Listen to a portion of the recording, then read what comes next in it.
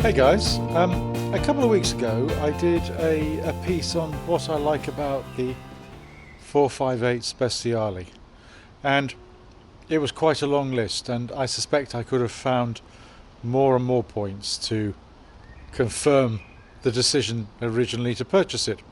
But what I thought we'd do today is just have a chat about what I'm not so keen on the 458 Speciale, because no car is perfect.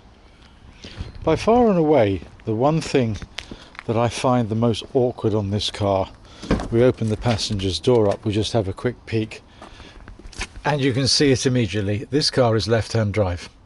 Now, it's in utterly pristine condition, inside and out.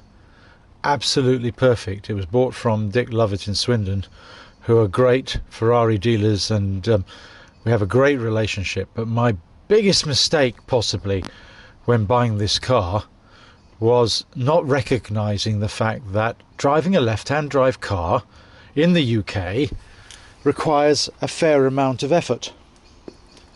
And I am quite often being told by my passenger that I'm too close to the centre of the road, even although it doesn't feel that way. I think you tend to allow more space for the potholes on the left-hand side when you're actually over there than you would if you were driving a right-hand drive car. So this is my first and probably my biggest gripe with this particular car, which is an incredible pity because the condition of the car is just astonishingly good. The second thing about the car is, to an extent, the tyres.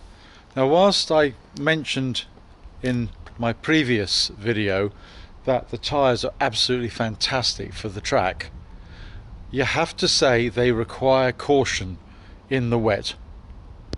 Now, it's down in the main to the tread. The tread is set up for fast speeds on a completely dry circuit. So although it does have tread that allows you to disperse water, in the wet she does become a little bit of a handful. No question of it. Not a problem as long as you're careful, but you can't use anything closely associated with full power in first, second, third, fourth and fifth. Otherwise the rear wheels just spin and the car will slide on you. So that's my second thing that I'm not so sure about, and it moves straight into the third. Again, this car was thought through as a racing version of the 458, so quite clearly the focus on this car is making it incredibly exhilarating on a track, making the noises that it made filter into the cabin so the hairs stand on the back of your neck. And that in itself has a downside, and the downside is it gets noisy in the cabin. Now, I said this before, the suspension is incredibly compliant. I mean, you can really go long distances on all sorts of surfaces of roads without feeling uncomfortable in this car. But it's the noise that comes into the cabin, the sort of thing that wouldn't even vaguely bother you when you're on a racing circuit, can be a bit of a nuisance when driving on the road. On a number of occasions we've done videos, we have started a chat, which hasn't been as popular as I hoped actually, but a chat from the inside and going down roads that we use on a regular basis. And there's no question, on the 3-lane motorway at 60 miles an hour, you struggle to be heard in the cabin, even if the cameras are quite close. So that's my third reason.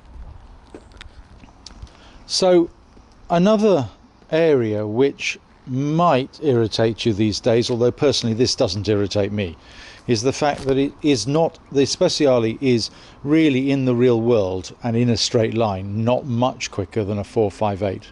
Now, I've driven them both back to back, and the 458 is very, very, very quick. So although the Speciale revs a little bit higher, so you can hold on to your gears a little bit longer and makes a much more incredible noise. The reality is I'm not convinced that it's any more than tenths of seconds quicker to 100 kilometers and the 200 kilometer mark. A lot of rivals today, like the McLaren 650S and the Audi A8 V10 recently introduced and updated, the Lamborghini Huracan, they are quicker than this car. And you know, given how much these cars are worth, you know, sometimes that might grate. Now personally it doesn't, because I think we've got to a stage, it doesn't grate me rather, because I think we've got to a stage with cars where each iteration, like the 488 over and above the 458, is much faster than the 458. And whether you really notice that on a day-to-day basis is very questionable. And the 458 Speciale is genuinely all about the track. So I think that's it, guys. I think really those are all the reasons that you might not want to own a Speciale. But for most people, this will not be an everyday car. Now, what I haven't mentioned to you is that we're about to bring a McLaren into the fold. And this is going to be exciting for one specific reason. I mean, there are lots of reasons, but in terms of relevance to this video, this is exciting because we're going to be able to do a back-to-back comparison with the Speciale. So this is something that's going to come up fairly soon, and I'm really excited about this, looking forward enormously to the McLaren being delivered. And of course you'll see it first on SS8000 Cars. So thanks for watching, guys. Appreciate it if you subscribe.